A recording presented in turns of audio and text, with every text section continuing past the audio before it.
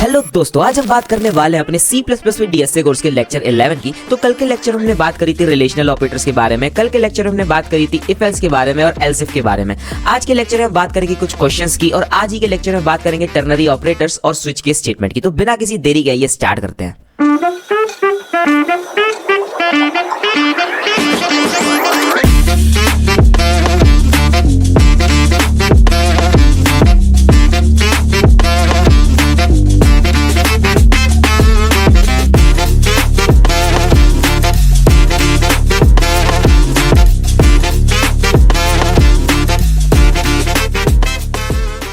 तो कल के लेक्चर हमने एक क्वेश्चन देखा था। इस क्वेश्चन के ऊपर दोबारा से आते हैं। हमें बेसिकली कुछ नहीं करना था इस क्वेश्चन में। मैं यहाँ पे लिखा हुआ है, देखो। बेसिकली अगर मेरे मार्क्स 91 से 100 के बीच में थे तो मुझे एक्सीलेंट देना था, 81 से 90 के बीच में थे तो वेरी गुड देना था, 71 से 80 थे तो गुड, 61 से 70 कैन डू बेटर, 51 से 60 एवरेज एंड 41 से 50 बिलो एवरेज और 40 से लेस देन पे फेल होना था। ठीक है, ओके। देखो बेसिकली मैं यहाँ पर क्या किया था, सबसे पहले स्टार्टिंग में मैं यहाँ पर बेसिकली इफ लेकर ये क्वेश्चन सॉल्व किया था। ठीक है, यहाँ पे मैं इस क्वेश्चन को इफ लेकर सॉल्व किया था। सो यहाँ पे मैं अभी के लिए यहाँ पे एल्स हटा देता हूँ, ओके। और यहाँ पे भी मैं एक कंडीशन दिया था, if my number is less then 40 तो फेल बता दें। ठीक है, ओके। देखो सबसे स्टार्टिंग में मैं इस क्वेश्चन को इस तरीके से किया था। अब इस क्वेश्चन में बेसिकली दिक्कत क्या आ रही थी कि देखो सबसे पहले तो हमें यहाँ पर बार बार ये वाली चीज़ यूज़ करनी पड़ रही थी। ठीक है, ये वाली चीज़ है, ठीक है, क्योंकि हमें यहाँ पर एक एक्स्ट्रा कंस्ट्रेंट लगाना पड़ रहा था कि my number is less than equals to 100, फिर यहाँ पे लगाना पड़ रहा था कंस्ट्रेंट। बट अगर हम यहाँ पर एल्स इफ का यूज़ करते हैं, अगर लेट्स से मैं यहाँ पर एल्स इफ का यूज़ करता हूँ, एल्स इफ का, तो मुझे यहाँ पर बेसिकली ये कंस्ट्रेंट लगाने की ज़रूरत नहीं पड़ेगी। अगर यहाँ पर मैं कंस्ट्रेंट ना भी लगाऊंगा ना तो भी मेरा कोड एकदम बढ़िया रन करेगा। वो मैं करके दिखा देता हूँ, उसकी कोई इशू नहीं है। सो यहाँ पे बेसिकली एल्स इफ और यहाँ पे कंस्ट्रेंट हटा देता हूँ, इसके भी सारे कंस्ट्रेंट हटा देता हूँ, ये हटा देता हूँ, ये हटा देता हूँ एंड यहाँ पर लास्ट में मैं सिर्फ एल्स लिखूँगा, एल्स लिखूँगा। यहाँ पर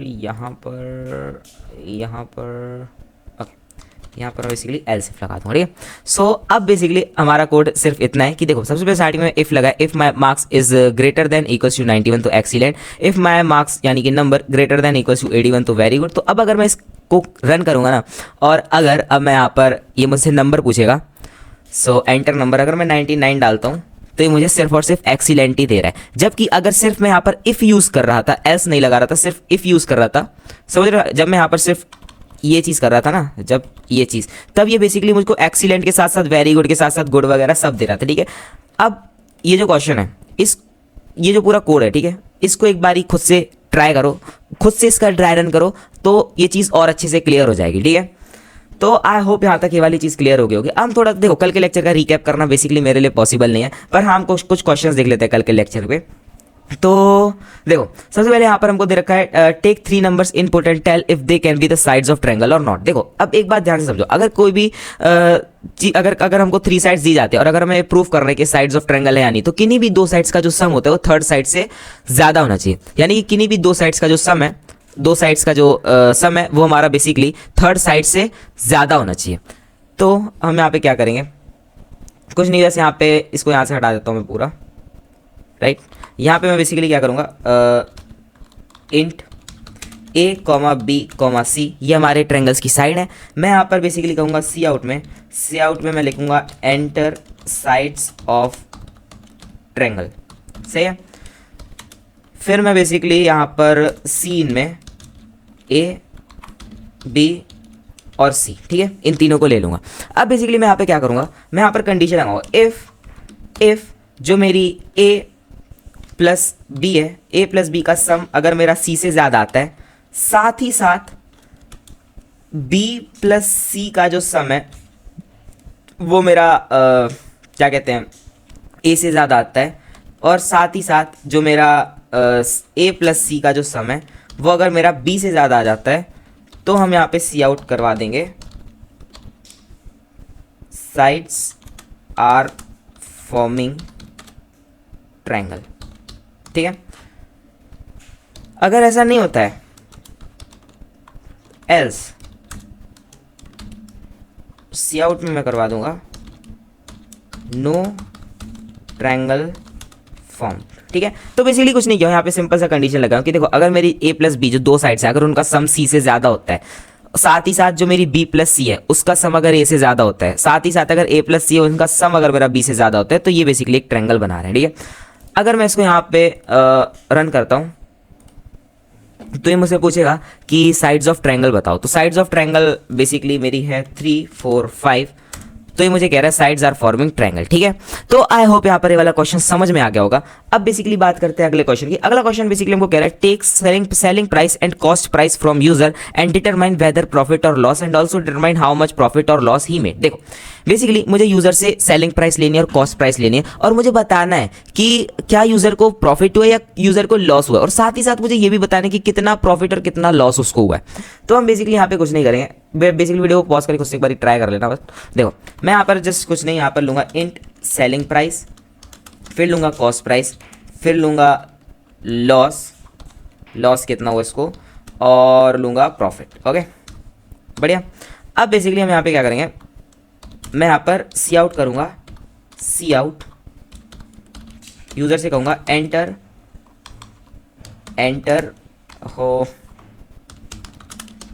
एंटर कॉस्ट प्राइस। ठीक है ओके, फिर यहाँ पे मैं सीन करवाऊँगा, सीन में मैं लूँगा CP। सिमिलर वे में मैं इसको उठाऊँगा, कॉपी पेस्ट करूँगा, यहाँ पे यूज़र से कहूँगा कि भाई मुझे आप सेलिंग प्राइस बता दो, और यहाँ पे सीन में मैं सेलिंग प्राइस करवा लूँगा। बहुत बढ़िया। अब बेसिकली मैं यहाँ पे कंडीशन लगाऊंगा, मैं लगाऊंगा इफ़ माय कॉस्ट प्राइस, यानी कि जो खरीदी हुई कॉस्ट है वो बेची हुई कॉस्ट यानी सेलिंग प्राइस से ज़्यादा हो जाती है, तो यहाँ पे हमको लॉस हो जाता है। ठीक है, तो मैं बेसिकली क्या करूँ, if my cost price is greater than selling price, तो मैं यहाँ पर कुछ नहीं करवाऊंगा, यहाँ पे मैं करवाऊंगा कॉस्ट प्राइस। एक काम करता हूँ, यहाँ पे सी आउट में करवा देता हूँ लॉस, सी आउट में लिख देता हूँ लॉस ऑफ कितना, यहाँ पे कर देता हूँ cost price CP minus SP। Okay, अगर ऐसा नहीं होता है एक काम करता हूँ, यहाँ पे एलसीफ लगा देता हूँ, क्या पता अगर कॉस्ट प्राइस सेलिंग प्राइस बराबर आ गई, फिर एलसीफ में मैं लिखता हूँ कॉस्ट प्राइस अगर मेरी इक्वल्स टू सेलिंग प्राइस हो जाती है, तो बेसिकली लिख देना सी आउट में नो लॉस नो प्रॉफिट। सही है, बढ़िया। अब अगर मैं यहाँ पर एल्स लिखूंगा, अब एल्स के अंदर कंडीशन क्या जा रही होगी, जो मेरी कॉस्ट प्राइस देखो, क्योंकि देखो यहाँ पर क्या था, कॉस्ट प्राइस मेरी सेलिंग प्राइस से ज़्यादा थी, यहाँ पर मैं ले लिया कॉस्ट प्राइस मेरी सेलिंग प्राइस के बराबर है। अब यहाँ पे एल्स के अंदर बाय डिफॉल्ट कंडीशन क्या जाएगी कि जो मेरी सेलिंग प्राइस है वो मेरी कॉस्ट प्राइस से छोटी है। तो यहाँ पे बेसिकली हम क्या कर देंगे, इसको हटाऊंगा मैं, इधर पे लिखूंगा सी आउट में लिखूंगा profit of cost price minus selling price minus cost price. Okay, I hope यहाँ पर ये वाला कोड समझ में आ गया होगा। अब अगर मैं इसको यहाँ पे रन करवाता हूँ तो बेसिकली ये मुझसे पूछ रहे कॉस्ट प्राइस कितने, कॉस्ट प्राइस लेट से मैंने एक पेन है जो कि 8 रुपये में खरीदा है, सेलिंग प्राइस यानी वो पेन मैंने 10 रुपये में बेचा है, तो ये मुझे बता रहा है प्रॉफिट ऑफ 2 यानी कि 2 रुपये का मुझे फायदा हुआ उस जगह पे। ठीक है, तो आई होप यहाँ पर ये वाला क्वेश्चन भी क्लियर हो गया होगा, और मेरे हिसाब से इफ एल्स और एल्स इफ वाला पार्ट भी अब क्लियर हो चुका होगा। ठीक है, तो अब बेसिकली हम यहाँ पर एक क्वेश्चन और देख लें, take positive integer from user and determine whether it is a 3 digit number और नॉट। ठीक है, कोई बात नहीं, यहाँ पे आते हैं हम, इसको यहाँ से हटाते हैं और इसको भी यहाँ से हटाते हैं। ठीक है, ओके, मुझे बेसिकली यूजर से नंबर लेना, बताना है कि ये 3 डिजिट है यार नहीं है। देखो बेसिकली कुछ नहीं है, यहाँ पर हम बनाएंगे इंट नंबर। सही है, यहाँ पर मैं करवाऊंगा सी आउट, और यहाँ पे लिखूंगा एंटर नंबर। ठीक है, एंटर नंबर। अब बेसिकली यहाँ पे मैं सीन करवाऊंगा, सीन के अंदर मैं यहाँ पे नंबर डलवाऊंगा। ओके, अब मैं बेसिकली यहाँ पे कंडीशन लगाऊंगा, इफ़ मेरा जो नंबर है, नंबर पहली बात तो मेरा ग्रेटर देन इक्वल्स टू 0 होना चाहिए। सही है, साथ ही साथ क्योंकि पॉजिटिव नंबर ले रहा हूँ मैं इसी वजह से, साथ ही साथ जो मेरा नंबर है, नंबर मेरा बड़ा ग्रेटर देन या इक्वल्स टू 100 होना चाहिए, और मतलब एंड साथ ही साथ जो मेरा नंबर है वो मेरा लेस देन इक्वल्स टू 999 होना चाहिए, ठीक है। अगर ऐसा होता है तो सी आउट में करवा दो ओके 3 डिजिट नंबर, सही है। अगर ऐसा नहीं होता है तो एल्स में करवा दो, नॉट अ 3 डिजिट नंबर, ठीक है। आई होप यहाँ पर ये वाला कोड समझ में आया होगा। अब मैं बेसिकली अगर इसको रन करवाता हूँ और मैं यहाँ पर एंटर नंबर, लेट से मेरा नंबर है 200, तो ये मुझे कहेगा 3 डिजिट नंबर, ठीक है। अच्छा, अगर मैं यहाँ पर कहता हूँ कि मेरा जो नंबर है वो मेरा नंबर 1 है, तो ये कहता है नॉट अ 3 डिजिट नंबर। तो आई होप यहाँ पर ये वाला कोड भी समझ में आ गया होगा, ठीक है। अब बेसिकली कुछ प्रेडिक्ट द आउटपुट वाले क्वेश्चंस देख लेते हैं, तो वहाँ से चीज़ें और अच्छे से क्लियर हो जाएंगी, ठीक है। ओके, सबसे पहला प्रेडिक्ट द आउटपुट का क्वेश्चन ये, हमको बेसिकली ये वाला कोड दे रखा है। भाई वीडियो को पॉज करके खुद से एक बारी ट्राई कर लो, ठीक है। तो देखो बेसिकली हमको कोड में दे क्या रखा है, कोड में हमको 1 सेकेंड यहाँ पे, ओके देखो बेसिकली जो कोड है हमारा, कोड में हमको दे रखा है कि सबसे पहली लाइन में हमको दे रखा है इंट नंबर, ठीक है। तो यहाँ पर नंबर बराबर 0 है। अब देखने वालों को क्या लगेगा कि इफ नंबर ग्रेटर देन 0 तो सी आउट में नंबर इज पॉजिटिव करवा दो, इफ नंबर ग्रेटर देन और ये वाला साइन दे रखा है और सी आउट में नंबर इज पॉजिटिव करवा दो। तो बेसिकली आपके हिसाब से लगेगा कि ये तो क्वेश्चन में बेसिकली नंबर इज पॉजिटिव आ जाना चाहिए इसका आउटपुट, जबकि ऐसा नहीं होता है। यहाँ पर ये बेसिकली हमको एक एरर देगा। अब ये हमको एरर क्यों दे रहा है, देखो ये वाली जो चीज़ है ना, ये वाली चीज़ कुछ नहीं होती, जो इसने हमको ये दे रखा है ना, ये कुछ नहीं होता यार। इसकी जगह पे बेसिकली हम क्या यूज़ करते हैं, ये, राइट। तो ये वाली चीज़ तो कुछ नहीं होती, तो ये तो हमको एक एरर ही देगा ना। जबकि हमको यूज अगर हमको ये वाला कंडीशन देना भी था तो हमको बेसिकली यहाँ पर लिखना चाहिए था नंबर जो है मेरा वो ग्रेटर देन इक्वल्स टू 0 है, ऐसे करके। तो आई होप यहाँ पर ये वाला चीज़ समझ में आ गया होगा। तो ये हमको बेसिकली एक एरर देगा, ठीक है। अब बात कर लेते हैं अगले क्वेश्चन की। अगला क्वेश्चन हमको दे रखा है x बराबर 10 एंड y बराबर 20, ठीक है। तो इसको थोड़ा सा एक बारी समझने की कोशिश करना, ठीक है। ओके, इसको एक बारी समझने की कोशिश करना, ठीक है। तो यहाँ पे बेसिकली हमको कंडीशन दे रखी है इफ मेरा x इक्वल्स टू y होता है, पर इसके बाद एक सेमी कॉलन दे दिया है। तो मैं ये वाली चीज़ कल के वीडियो में बताया था कि अगर इसके बाद सेमी कॉलन दे दिया तो ये चीज़ टर्मिनेट होगी, यानी ये वाली चीज़ रन ही नहीं करेगी। तो रन क्या करेगा, जो ये सी आउट वाली चीज़ है, सी आउट में x लिखा है, साथ ही साथ यहाँ पे एक स्पेस दे रखा है और साथ ही साथ y दे रखा है। तो यहाँ पे जो हमारा आउटपुट होगा ना, आउटपुट, तो आउटपुट के अंदर हमारा क्या आ जाएगा, 10 20, ठीक है। तो आई होप यहाँ पर ये वाला क्वेश्चन भी क्लियर हो गया होगा, ठीक है। अगला हमको क्या दे रखा है, अगला क्वेश्चन हमको दे रखा है इफ, यहाँ पे कंडीशन दे रखी है इफ जो मेरा x है इक्वल्स टू 3 है, तो तुम सी आउट में x करवा दो। तो एक काम करता हूँ, यहाँ पे आउटपुट लिख देता हूँ, आउटपुट, ठीक है। तो इसने बेसिकली बोला सी आउट में x करवा दो, तो यहाँ पे देखा सी आउट में x करवा दो। तो बेसिकली x मेरा कितना था, 3 था, और यहाँ पे कंडीशन मैच कर गया तो आउटपुट में मेरा 3 आ जाएगा। फिर इसके बाद यहाँ पे दे रखा है एल्स, और एल्स के बाद एक सेमी कॉलन लग रखा है, यानी कि ये कंडीशन तो ये तो टर्मिनेट हो गई ना, ये वाली लाइन। तो अब इसका तो फर्क ही नहीं पड़ रहा है। तो बेसिकली इसके बाद जो चीज़ लिखी है सी आउट में y, तो सीधा सीधा ये वाली चीज़ प्रिंट हो जाएगी, और y बेसिकली हमारा कितना है, 5 है, तो हमारा आउटपुट ये आ जाएगा, ठीक है। तो आई होप यहाँ पर ये वाली चीज़ें क्लियर हो गए होंगे। ओके, तो आई होप यहाँ तक ये वाले क्वेश्चंस क्लियर हो गए हैं। अब एक बात करते हैं प्रेडिक्ट द आउटपुट वाले क्वेश्चन की, जहाँ से हमारा नेस्टेड इफ एल्स का पार्ट भी एकदम रिकैप हो जाएगा, ठीक है। तो बेसिकली एक हमारे पास ये प्रेडिक्ट द आउटपुट वाला क्वेश्चन, वीडियो को पॉज करो, खुद से एक बारी ट्राई करो, ठीक है। ये वाला क्वेश्चन बहुत अच्छा क्वेश्चन है, नेस्टेड इफ एल्स वाला पार्ट एकदम क्लियर हो जाएगा, ठीक है। ओके, तो अभी के लिए काम करता हूँ, अपना वेबकैम हटा लेता हूँ यहाँ से। ओके, तो अभी हम आते हैं क्वेश्चन के ऊपर। क्वेश्चन बेसिकली हमको दे रखा है कि जो हमारा x है, x की वैल्यू हमको 5 दे रखी है, y की वैल्यू 10 दे रखी है, z की वैल्यू 15 दे रखी है, ठीक है। तो अब हम बात करते हैं अपने इसकी, अगर हम बात करें अपने इफ ब्लॉक की, तो इफ ब्लॉक के अंदर बेसिकली इफ ब्लॉक हमारा इतना ही है ना। तो इफ ब्लॉक के अंदर हमको कंडीशन क्या दे रखी है, कंडीशन में हमको इफ ब्लॉक के अंदर ये दे रखा है कि जो मेरा x है, क्या मेरा x y से बड़ा है, यानी कि x की वैल्यू कितनी है, x की वैल्यू मेरी 5 है, तो क्या जो मेरा 5 है वो क्या मेरा 10 से बड़ा है। तो आप कहोगे नहीं भाई, ये चीज़ तो पॉसिबल नहीं है। तो ये जो पूरा का पूरा इफ ब्लॉक है, ये पूरा का पूरा इफ ब्लॉक ही नहीं चलेगा, ठीक है। आई होप यहाँ तक ये वाली चीज़ क्लियर होगी। अब हम बात करते हैं एल्स इफ की। तो जब यहाँ पर एल्स इफ के अंदर आते हैं, एल्स इफ वाले ब्लॉक के अंदर आते हैं, इस ब्लॉक के अंदर, तो बेसिकली एल्स इफ वाले ब्लॉक के अंदर हमको कंडीशन क्या दे रखी है, एल्स इफ के अंदर हमको कंडीशन दे रखी है कि जो मेरा x है वो मेरा z से छोटा है, यानी कि x की वैल्यू मेरी क्या है, x की वैल्यू मेरी 5 है और z की वैल्यू मेरी क्या है, z की वैल्यू मेरी 15 है। तो यानी कि ये वाली कंडीशन तो मेरी ट्रू है, तो इस वजह से मेरा जो एल्स इफ वाला ब्लॉक है ये वाला ब्लॉक चलेगा और यहाँ पर एल्स वाला ब्लॉक भी नहीं चलेगा।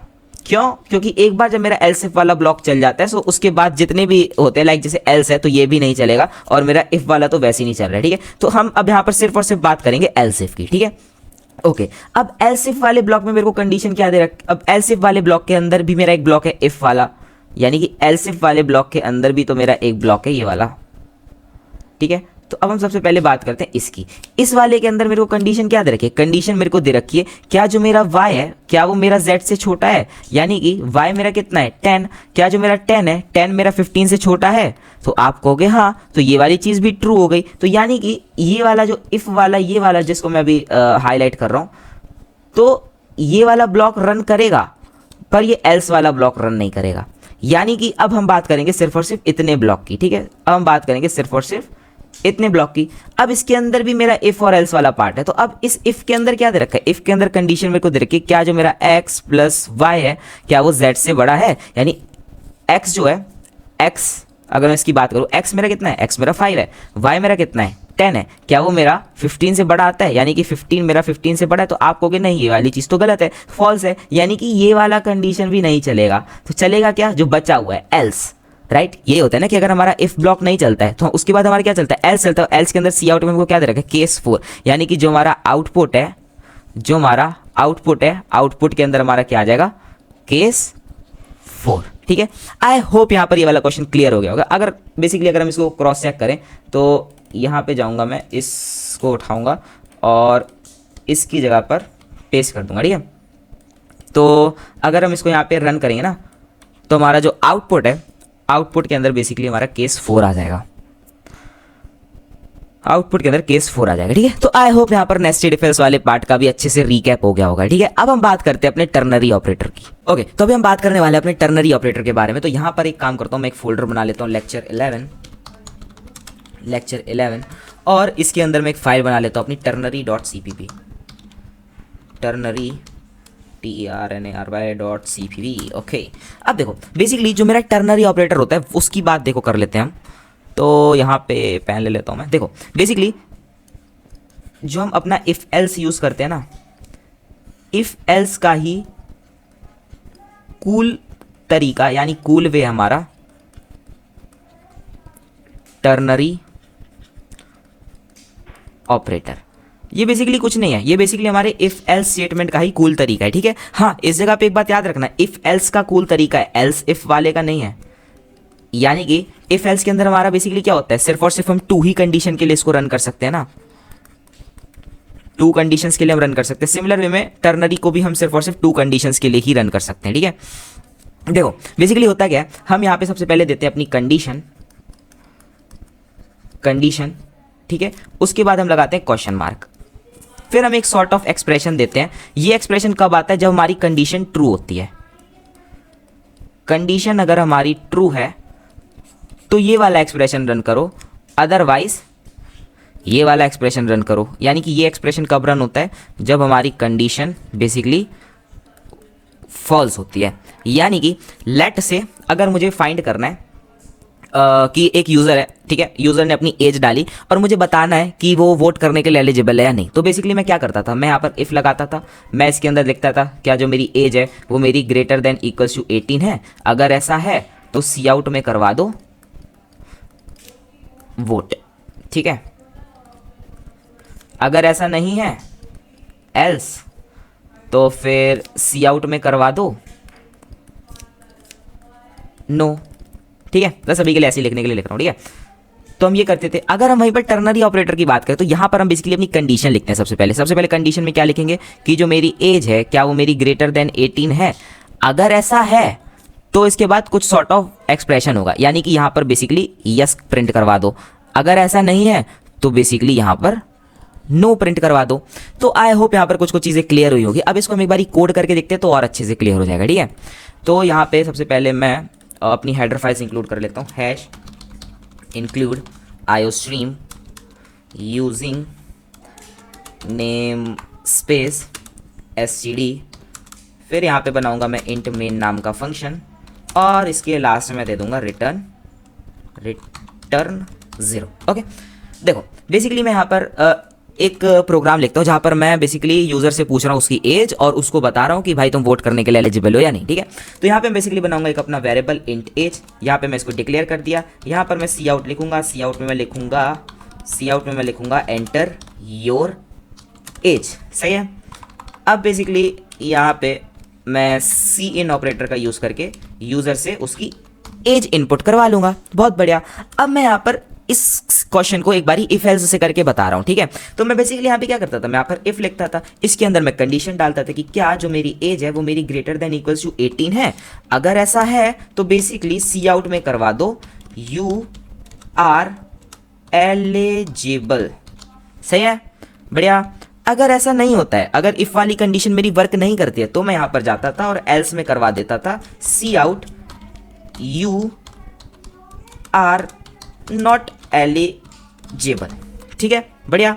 तो अब बेसिकली अगर मैं इस प्रोग्राम को रन करवाता हूं और अगर मैं यहां पर अपनी मान लो एज डालता हूं, एज में लेट से मैं डाल देता हूं अपना 40, तो ये मुझे क्या कह रहा है, यू आर एलिजिबल, यानी कि तुम वोट कर सकते हो। अगर मान लो इसी जगह पर मैं एज में 18 से कम कोई सी भी एज डाल देता हूँ, लेट्स से 12, तो ये मुझे कहता है यू आर नॉट एलिजिबल। अब इसी सेम चीज को अगर हमें टर्नरी ऑपरेटर से करना हो ना, यानी कि कूल तरीके से करना हो ना, तो इसको एक काम करता हूँ, यहाँ पे कमेंट आउट करता हूँ, ठीक है।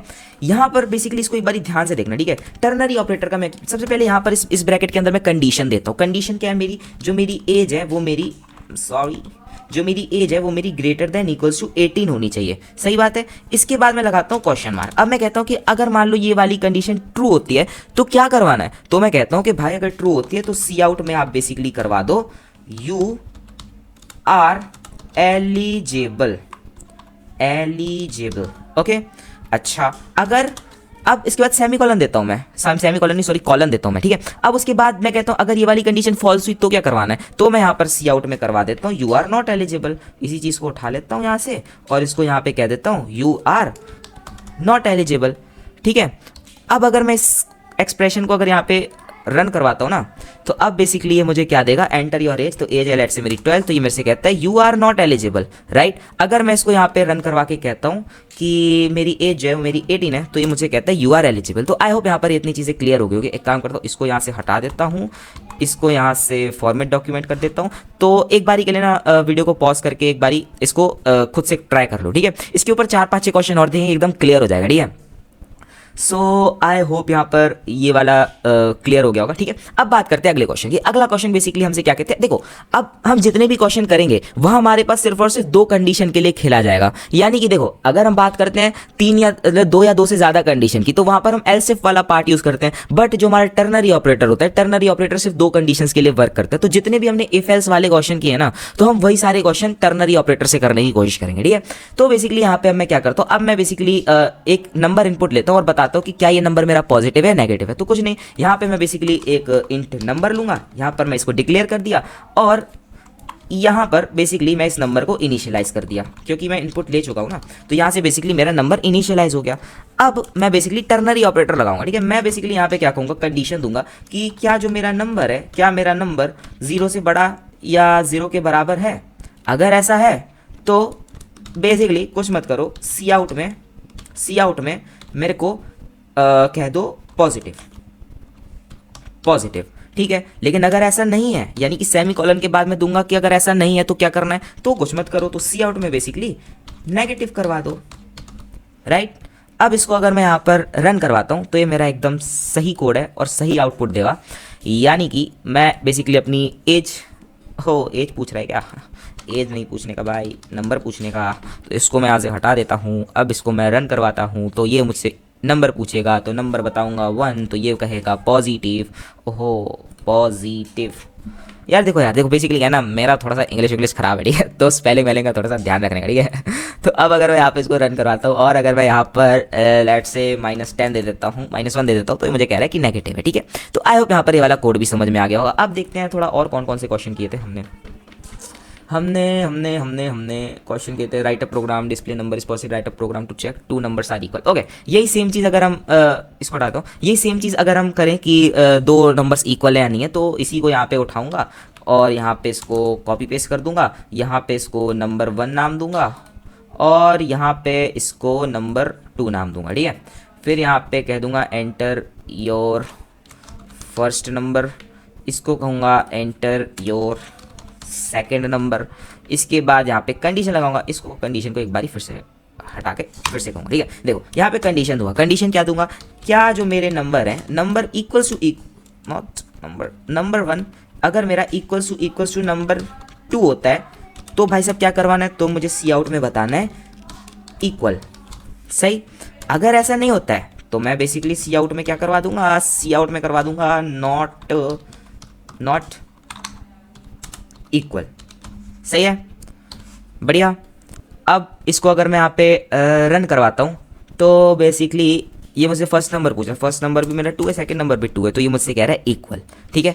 अगर मैं यहीं पर इससे पूछता हूँ कि फर्स्ट नंबर लेट से मेरा 5 है, अगला नंबर मेरा 4 है, तो ये कहता है नॉट इक्वल, ठीक है। आई होप यहाँ पर ये वाला क्वेश्चन भी समझ में आ गया होगा। अब अगला क्वेश्चन हमसे क्या कहता है, write a programme check eligibility voting, ये हम कर चुके हैं।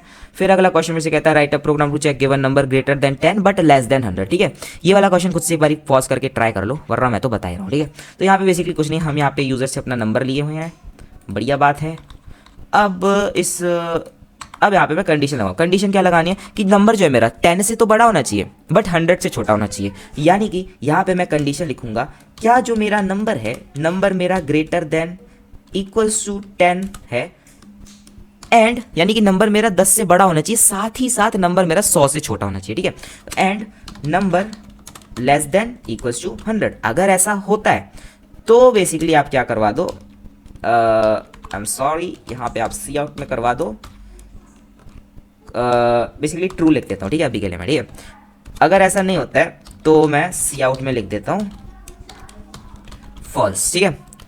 सो अब अगर मैं इसको यहाँ पे रन करवाता हूँ तो बेसिकली यहाँ पे मेरे से नंबर पूछ रहा है, नंबर है लेट्स से 9, तो ये मुझसे कहता है फॉल्स, क्यों, क्योंकि जो मेरा 9 है वो मेरा 10 से लेकर 100 वाली रेंज में लाए नहीं करता है, ठीक है। अच्छा, अगर वहीं पर अगर मैं नंबर दे देता हूँ कोई सा भी रैंडम सा लेट से 89, तो अब ये नंबर इसमें लाए कर रहा है, तो ये मुझे बेसिकली ट्रू रिटर्न करके दे रहा है, ठीक है।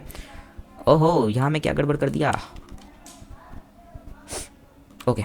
तो आई होप यहाँ पर इतना क्वेश्चंस कर लिया कि अब क्लियर हो जाए, अगर नहीं हुआ है तो 2-3 क्वेश्चन और देख लेते हैं भाई, कोई दिक्कत नहीं है। अगला क्वेश्चन हमको देखा है write program to check given number is positive और नेगेटिव, ये वाला कर लिया हमने। Write program to check 2 numbers equal not, ये कर लिया। Write program to find given number is even और ऑड, ठीक है, इवन ऑड वाला देख लेते हैं। तो बेसिकली मैं यहाँ पर यूजर से नंबर लिया हूँ, अब मैं यहाँ पर कंडीशन में क्या दूंगा, एक काम करता हूँ फिर से लिखता हूँ इसको, ठीक है।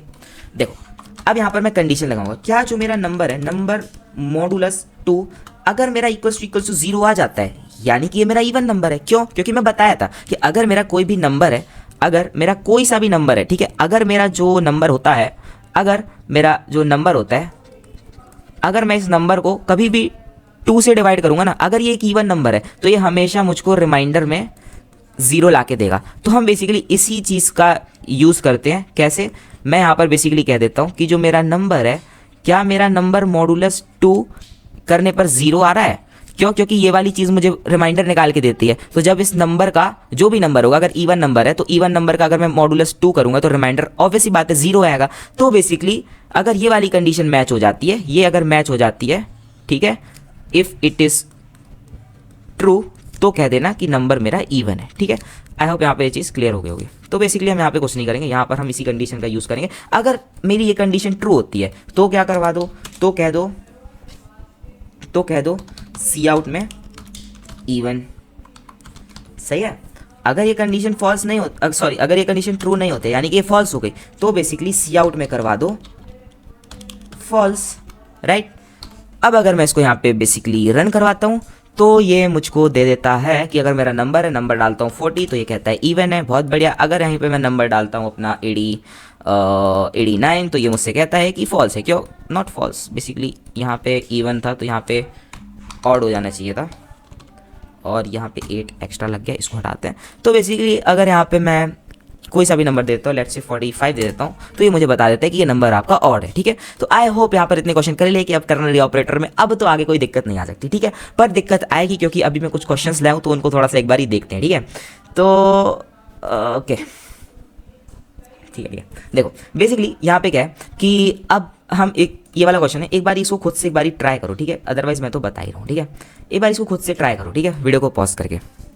आई होप यहाँ पे खुद से ट्राई किया होगा। देखो बेसिकली यहाँ पे हो क्या रहा है, आप कहोगे कि यहाँ पर सबसे पहले एक कैरेक्टर x है, ठीक है, बहुत बढ़िया बात है। फिर यहाँ पर एक इंट a है जिसके अंदर वैल्यू 2 दे रखी है। फिर आप कहोगे कि ये क्या हो रहा है यहाँ पर कि x बराबर ये वाली चीज़, ये कुछ चीज़ें समझ में नहीं आई, ठीक है। तो इस क्वेश्चन को सबसे पहले मैं इफ एल्स से करके दिखाता हूँ। इसका कोड जब मैं इफ एल्स में लिखूंगा ना तब चीज़ें और अच्छे से क्लियर हो जाएंगी। देखो तो यहाँ पे एक काम करता हूँ, यहीं पे लिख देता हूँ। देखो सबसे पहले एक्चुअली मेरी राइटिंग ही ख़राब है, समझ ही में नहीं आएगा। एक काम करता हूँ, इसको यहाँ से उठाता हूँ, इसको सबसे पहले ना मैं इफ एल्स में करके दिखाता हूँ, ठीक है। तब शायद जाके क्लियर हो जाएगा, ठीक है।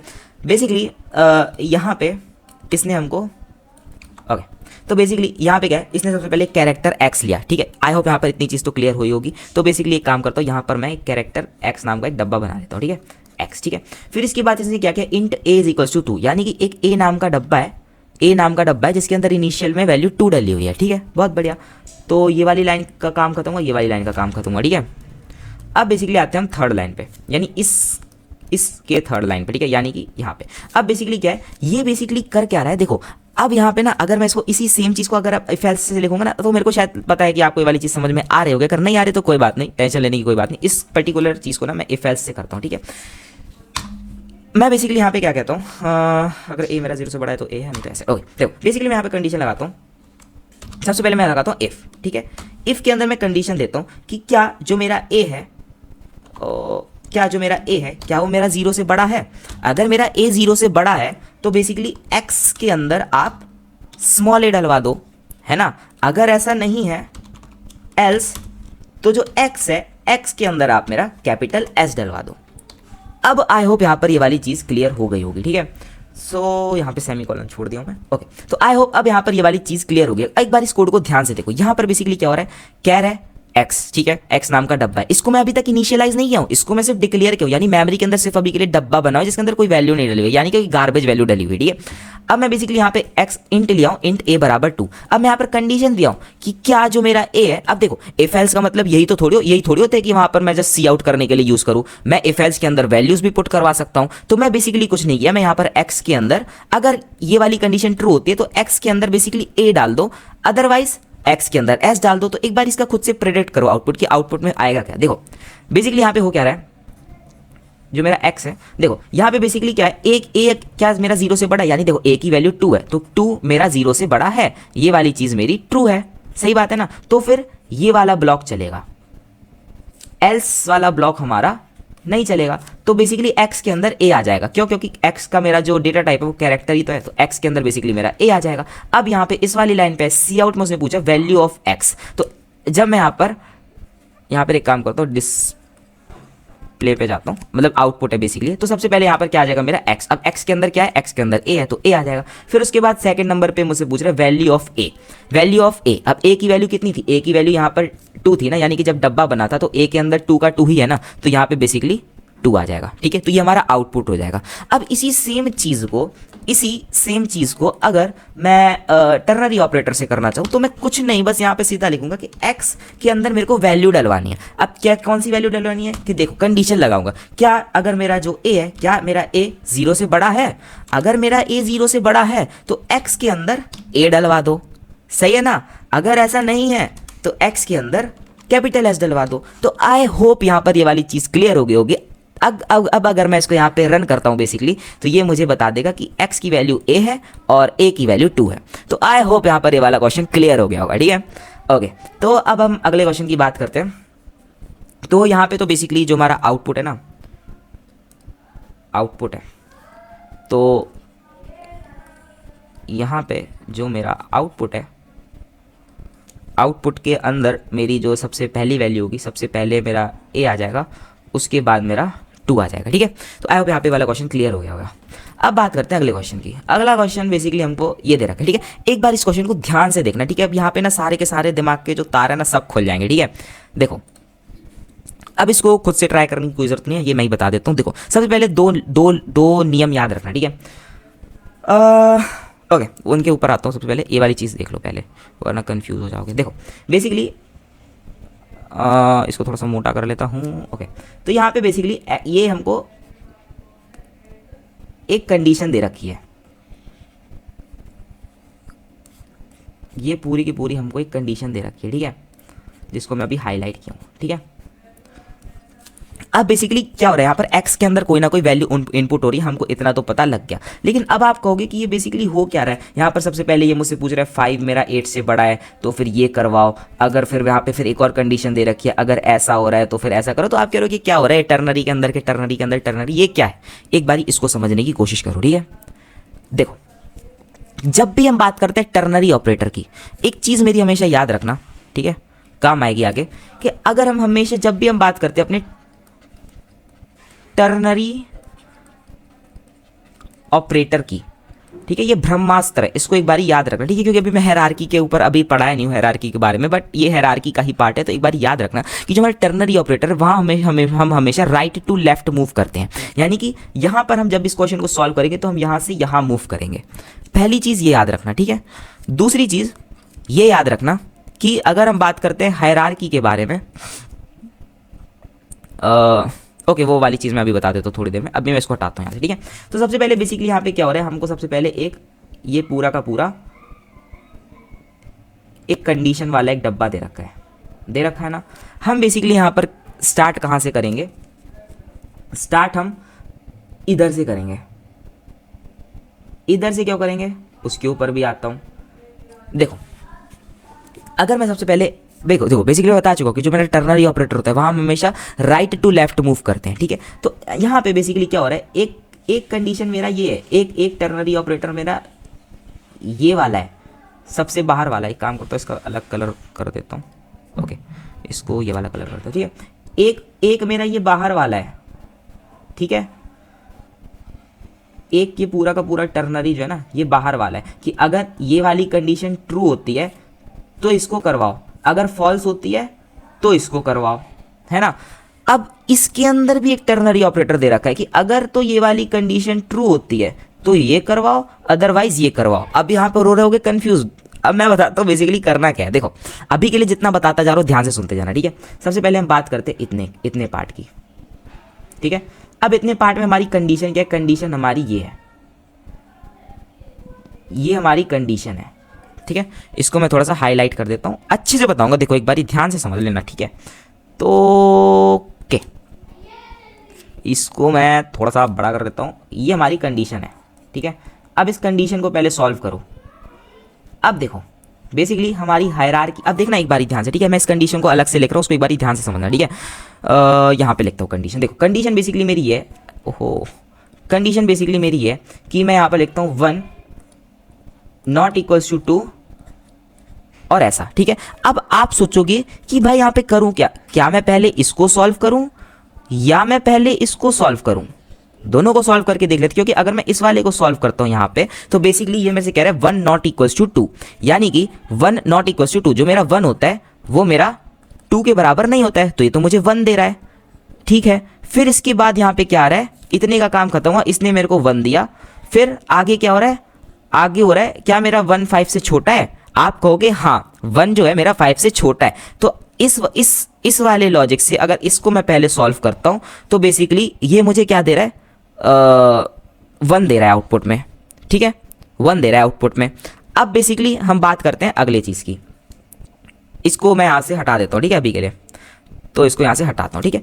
अब इस कंडीशन को सॉल्व करने का एक और तरीका है। आप सोचोगे कि इसको एक काम करता हूँ, यहाँ पे ऐसे करता हूँ, ठीक है, इसको यहाँ पे ऐसे करता हूँ। अब आप सोचोगे सबसे पहले मैं इसको सॉल्व करूँगा, ठीक है, तो उसके बाद जब जो भी इसका आंसर आएगा फिर उसको इसके साथ सॉल्व करूंगा। यानी कि आप सबसे पहले कहोगे क्या जो मेरा 2 है, 2 मेरा 5 से छोटा है, तो आप कहोगे हाँ है, तो यहाँ पे आ गया 1। अब इसके बाद दिया है इस वाले पार्ट पे, अब यहाँ पे बेसिकली क्या हुआ ये, तो इस हिसाब से तो ये मेरे को कह रहा है 1 नॉट इक्वल्स टू 1, जबकि ऐसा होता नहीं है। तो यहाँ पे इस वाले हिसाब से ये मेरे को दे रहा है आउटपुट में 0, यानी कि इस हिसाब से ये मेरे को कंडीशन फॉल्स बता रहा है और जो हमने पहले किया था उस हिसाब से हमको ट्रू बता रहा था। तो अब आप कहोगे कि सही क्या होता है। देखो बेसिकली जब हम प्रेसिडेंस की बात करते हैं यानी कि हायरार्की की बात करते हैं तो जो हमारे ये वाले ऑपरेटर्स होते हैं ना, ये हो गया या फिर ये हो गया या फिर ये हो गया या फिर ये हो गया, इनकी जो हायरार्की होती है ना, इनकी जो प्रेसिडेंस होती है वो हमारी ज़्यादा होती है। ज़्यादा होती है किन से? इन ऑपरेटर से या फिर इससे, समझ रहे हो? तो इनसे इसकी हायरार्की ज़्यादा होती है। तो हम सबसे तो जो हमने सेकंड टाइम जो तरीका किया था ना जिसका हमारा 0 आ रहा था, यानी कि हम बेसिकली ये जो कंडीशन दे रखी है ना 1 नॉट इक्वल्स टू 2, ये सबसे पहले हम इसको सॉल्व करेंगे। इसको सॉल्व करेंगे तो हमारा आंसर क्या आएगा? 1 आएगा, है ना? क्यों? क्योंकि कंपैरिजन ऑपरेटर है ना, और हमें बताया था कि कंपैरिजन ऑपरेटर यानी कि रिलेशनल ऑपरेटर हमेशा बुलियन में आंसर देता है, तो इसने हमको 1 आंसर दिया। ठीक है, अब हम इसके बाद इससे अब जो ये पूरा आया इसको हम बेसिकली इसका, तो क्योंकि अब ये तो हमारा 1 दे दिया ना, तो अब हम बेसिकली इसको सॉल्व करेंगे। तो क्या करेंगे? 1 नॉट इक्वल्स टू 1, तो ये हमको दे देगा 0। तो आई होप यहाँ पर इतनी चीज़ क्लियर हुई होगी। तो ये जो हमारा इतना जो अगर मैं एक्सप्रेशन की बात करता हूँ ना, तो ये जो कंडीशन है, ये जो ये वाली जो चीज़ है ना, ये बेसिकली हमको क्या दे रही है? फॉल्स दे रही है, यानी 0 दे रही है। तो यहाँ पे 20 नहीं आएगा, 30 आएगा। ठीक है, क्यों? क्योंकि अगर यहाँ पे ट्रू होता है तो 5, तो अगर ट्रू होता है तो यहाँ पे 20 आ जाता, जो कि नहीं आएगा क्योंकि फॉल्स है, तो यहाँ पे 30 आ जाएगा। तो अब बेसिकली हमारा एक्सप्रेशन क्या बचा है? x equals to 5 greater than 8 है, ये हमारी कंडीशन हो गई। ठीक है, अगर ऐसा होता है तो 10 करवाओ, अदरवाइज 30 करवाओ। ठीक है, अब यहाँ पे एक कैच है। ठीक है, कैच नहीं मतलब अब तो आप कर ही लोगे इस क्वेश्चन को। देखो अब बेसिकली होता क्या है ना कि अब अगर मान के चलो यहाँ पे 5 की जगह, अब यहाँ पे तो सीधा सीधा दे रखा है कि 5 अगर हमारा बड़ा है 8 से तो 10 करो, अदरवाइज 30 करो। तो हमको अब ये चीज़ पता पड़ गया कि x जो है x के अंदर हमारा 30 आ जाए। क्यों? क्योंकि ये वाली कंडीशन जो है ये फॉल्स है, तो यानी कि ये रन कर जाएगा। ठीक है, अब इतना आपको पता है तो x के अंदर बात 30 आ जाएगा। अब हमारा बात 30 वाली नहीं है। ठीक है, मान के चलो अगर यहाँ पर 5 ना होता, 5 की जगह मान लो 15 होता। ठीक है, तो और 15 होता तो यहाँ पे बेसिकली एक कंडीशन थी हमारी। ठीक है, एक्सप्रेशन हमारा अगर ऐसा होता ना, देखो ध्यान से सुन लेना। ठीक है डांट नहीं रहा हूँ यार, प्यार से बता रहा हूँ। अगर मान लो यहाँ पे x है, x में अगर मान लो हमारा ऐसा होता कि 15 जो है 8 से बड़ा होता, ठीक है, तो बेसिकली क्या करते? 10 करवा देते। अदरवाइज ये हमको कोई सा भी एक्सप्रेशन दे देता बड़ा सा। ठीक है, मान लो बहुत बड़ा सा हमको एक्सप्रेशन दे देता, तो क्या हमको इसको सॉल्व करने की जरूरत पड़ती? क्यों? क्योंकि देखो ये वाली कंडीशन अगर ट्रू हो जाती है तो फिर यही तो रन करेगा ना, इससे हमको क्या लेना देना। तो एक बारी अगर आगे कभी क्वेश्चन है तो एक बारी चेक कर लेना, इसको डायरेक्टली इस यहाँ से सॉल्व करना स्टार्ट मत कर देना। अगर यहाँ पर 15 अगर ये एक्सप्रेशन होता ना तो इसको सॉल्व करने की जरूरत ही नहीं पड़ती, सीधा हम यहाँ पे 10 लिख देते। पर अभी के लिए ऐसा नहीं है तो नहीं है। तो बेसिकली ये जो है यहाँ पर अगर हम बात करते हैं अपने आउटपुट की, तो अगर हम बात करें आउटपुट की, सो बेसिकली जो हमारा आउटपुट है, आउटपुट में क्या दे देगा? वैल्यू ऑफ एक्स कितनी है? x की वैल्यू हमारी 30। ठीक है, 30। अगर भरोसा नहीं हो तो इसको एक बारी रन करके देख लेते हैं। ठीक है, तो इसको यहाँ से जाता हूँ, इस पे जाता हूँ, इसको यहाँ से उठाता हूँ और अपने VS कोड पे आकर इसको एक बारी रन करता हूँ। ठीक है,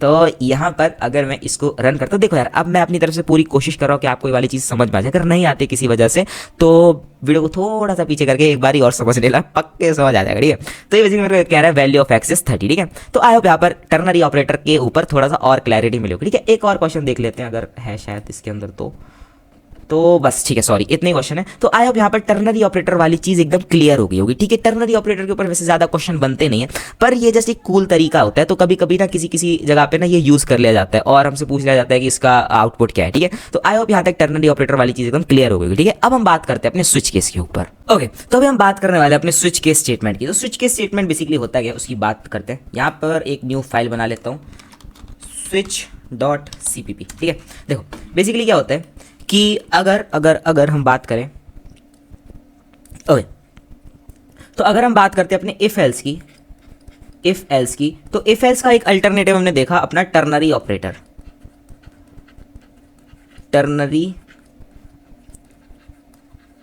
ठीक है। अच्छा, अगर मैं बात करता हूं अपने एल्सिफ वाले स्टेटमेंट की, जहां पर हम एल्सिफ का यूज करते हैं, तो एल्सिफ का बेसिकली अगर अल्टरनेटिव देखें तो वो होता है हमारा स्विच केस।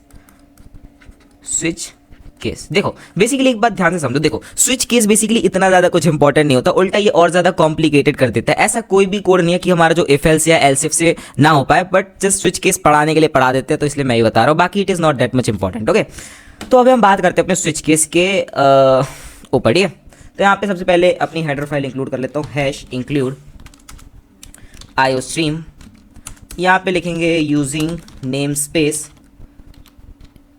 इसको मतलब जो स्विच केस है उसको बेसिकली हम एक एग्जांपल से समझेंगे तो ज़्यादा अच्छे से क्लियर हो जाएगा, ठीक है। तो hash include iostream using name space std, यहाँ पर लिखेंगे इंट मेन और इसके बाद यहाँ पे लास्ट में डाल देंगे रिटर्न 0। ओके, देखो बेसिकली एक क्वेश्चन है, हमको बेसिकली कुछ नहीं करना है, यूज़र है, यूज़र से हमको लाइक कुछ एक इंटीजर वैल्यू लेनी है। फॉर एग्जांपल मैं यहाँ पे क्या करता हूँ, यहाँ पे एक इंट x बनाता हूँ, ठीक है।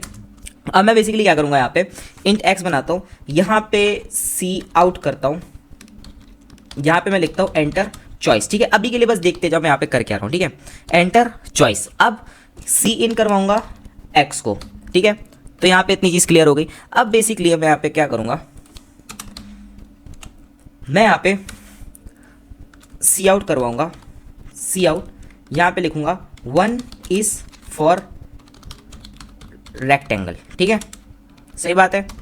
फिर मैं यहाँ पर 2-3 चीज़ें और करवाऊंगा, इधर पे बेसिकली इसको यहाँ से हटा देता हूँ, यहाँ पे एक नेक्स्ट लाइन दे देता हूँ, ठीक है, एंडल।